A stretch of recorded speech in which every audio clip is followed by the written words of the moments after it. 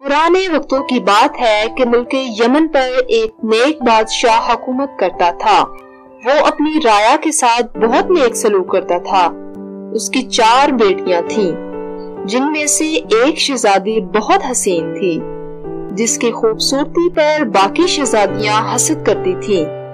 اس شہزادی کا نام شہزادی سبا تھا۔ ایک دفعہ ان کا باپ کسی کام کی غرض سے بیرون ملک گیا۔ اس نے اپنی ساری بیٹیوں سے ان کی خواہشات پوچھی۔ ہمیں تینوں بہنوں کو بہت قیمتی زیورات چاہیے بابا۔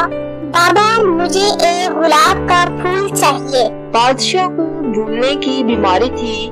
ان کا باپ کوئی نہ کوئی بات بھول جاتا تھا، اس لیے صرف شہزادی سبا کے لیے پھول لے آیا، باقی چیزیں وہ بھول چکا تھا۔ جب وہ گھر آیا تو شہزادیاں دروازے پر کھڑی اپنے باپ کا انتظار کر رہی تھیں۔ جب ان کا باپ آیا تو صرف ایک پھول کے علاوہ اس کے پاس کوئی چیز نہ تھی۔ شہزادیوں نے اپنے باپ کو برا بھلا کہہ کر باپ کی نافرمانی کی۔ شہزادی سبا یہ دیکھ کر اپنے کمرے میں چلی گئی اور وہاں جا کر رونے لگی۔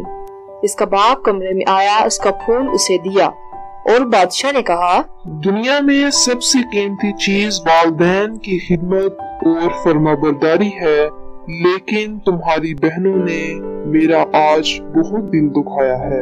کچھ عرصہ گزرنے کے بعد جب بادشاہ دوسری مرتبہ بیرون ملک گیا تو سب نے اپنی اپنی خواہشات دوبارہ سے بتائیں اور اس کی بہنوں نے پھر سے بہت سے زیورات منگوائے، لیکن شہزادی سبا اس بار خاموش رہی۔ شہزادی سبا نے سوچا کہ میں کوئی اس بار ایسی چیز نہ منگوا لوں کہ جو میرے بابا کو بھول جائے اور بعد میں ان کا دل دکھے، اس لیے وہ خاموش رہی۔ بادشاہ جب بیرون ملک سے واپس آ رہا تھا تو راستے میں ایک جنگل تھا۔ بادشاہ اس جنگل میں سے گزر رہا تھا تو اس نے درخت پر بیٹھے ایک پرندے کو دیکھا۔ وہ پرندہ اصل میں ایک خوفناک جن تھا۔ اس نے بادشاہ کو قید کر لیا۔ ایک شہزادہ یہ سارا منظر دیکھ رہا تھا۔ اس نے اپنی تیز دھار تلوار نکالی اور اس پرندے کی گردن پر دے ماری۔ پرندہ اسی وقت مر گیا۔ شہزادہ بادشاہ کو محل لے آیا اور اس کی بیٹیوں کو سارا قصہ سنایا۔ شہزادیاں اپنے باپ کے پاس آئیں اور اپنے باپ سے نافرمانی پر معافی مانگی۔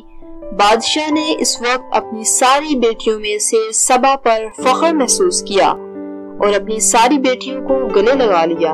اس طرح شہزادیوں نے آئندہ اپنے باپ کی نافرمانی کرنے سے توبہ کر لی اور سب ہنسی خوشی رہنے لگے۔ دیکھا بچوں، مل جل کر رہنے سے برکت ہوتی ہے۔ ہمیں بھی چاہیے کہ شہزادی سبا کی طرح اپنے والدین کی خدمت اور فرمانبرداری کریں اور ایسی بات زبان پر نہ آئے جس سے